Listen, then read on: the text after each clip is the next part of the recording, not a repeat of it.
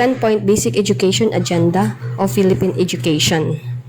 So in the 1935 Constitution of the Philippines up to the 1977 Constitution before its revision in 1986, the aims and objectives of Philippine education is to develop moral character, personal discipline, civic consciousness, love of country, vocational efficiency, and to teach the duties of citizenship. The principles of the current administration on education are guided by the 10-point basic education agenda. First is a 12-year basic education cycle.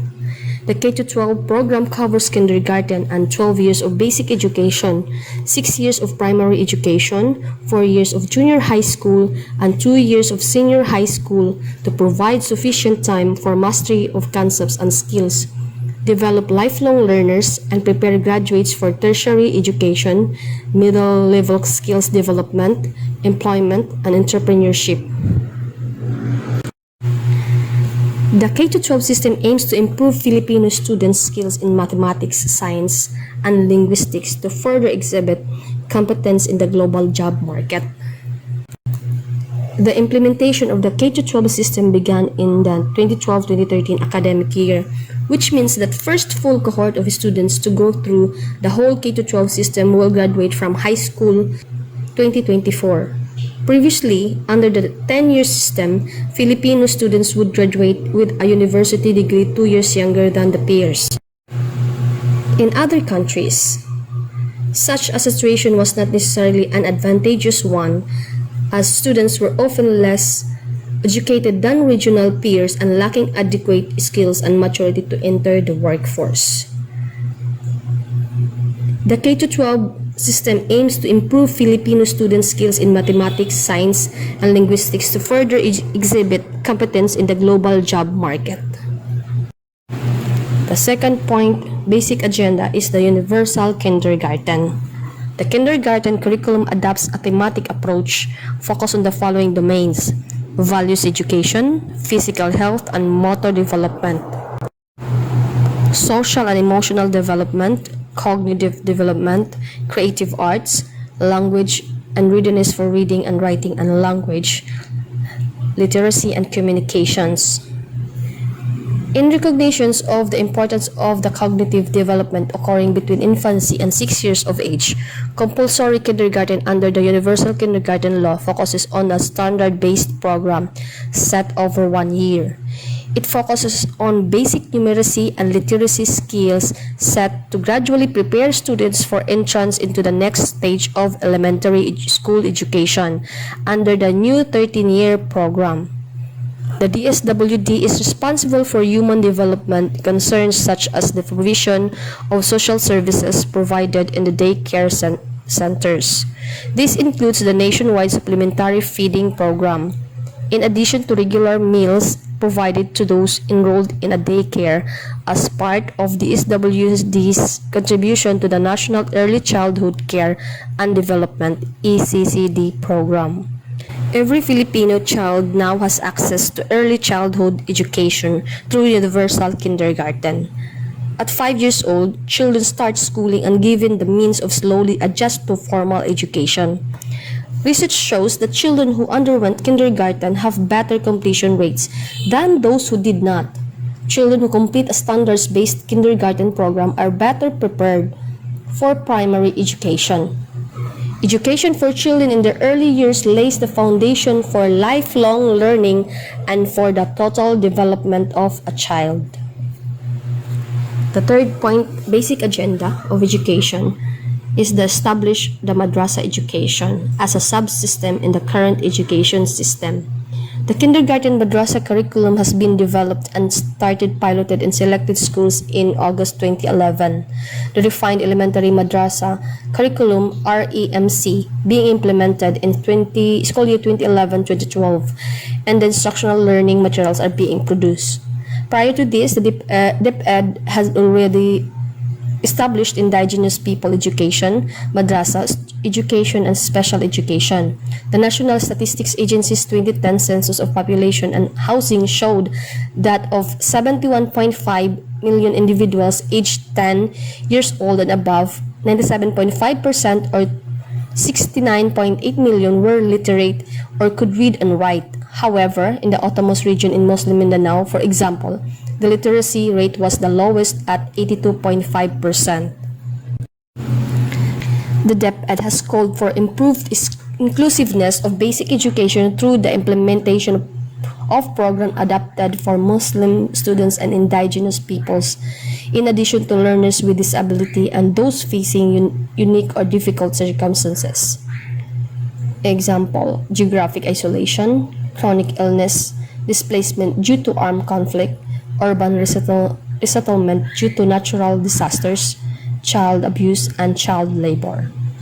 As for ensuring education for isolated of minority groups, disparity is being addressed through the Enhanced Basic Education Act of 2013, which mandates an education that is learner responsive to the needs, cognitive and cultural capacity, the circumstances, and diversity of learners.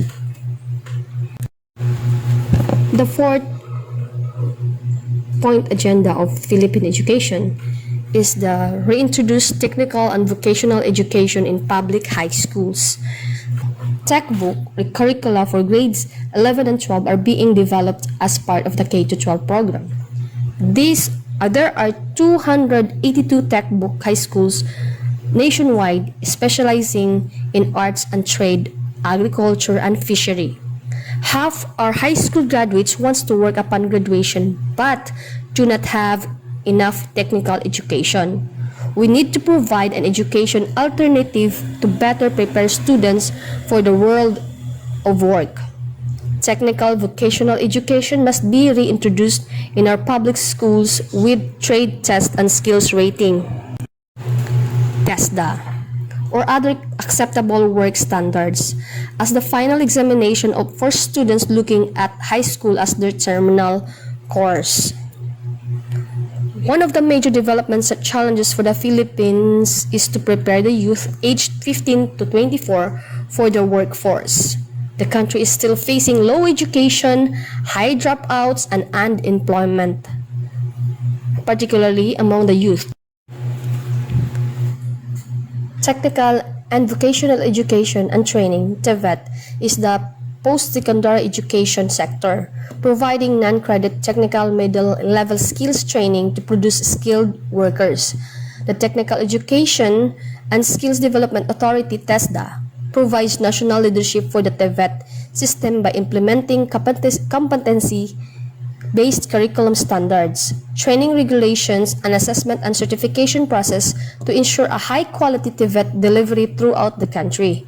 With the country's recent shift to K-12 compulsory education, TVET education is integrated into senior high school and to produce high school graduates with employable skills.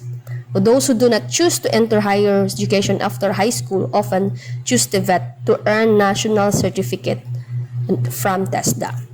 NCs are well recognized as nationwide employment credentials and are often required during the recruitment of skilled workers locally and abroad, but are not applied or transferable to higher education. The most prevalent connection seen between TVET in the Philippines and U.S. community colleges through non-credit education. One of the primary differences is TVET's exclusive focus on workforce development programs leading to government-based certifications or credentials. While most of the non-credit education in U.S. community colleges is for workforce training, it is not the only focus, and the function allows colleges to use this flexible delivery method to meet a variety of community needs. While the conditions and educational configurations may differ between the Philippines and the United States, the strong connection made between education and employment is both undeniable and a national priority in each country. The fifth point agenda of Philippine education is every child a reader by grade 1. The late President Benigno Aquino III said, "At the core of our children's non-learning problem is the inability to read properly. Every child passing preschool must be a reader by grade 1.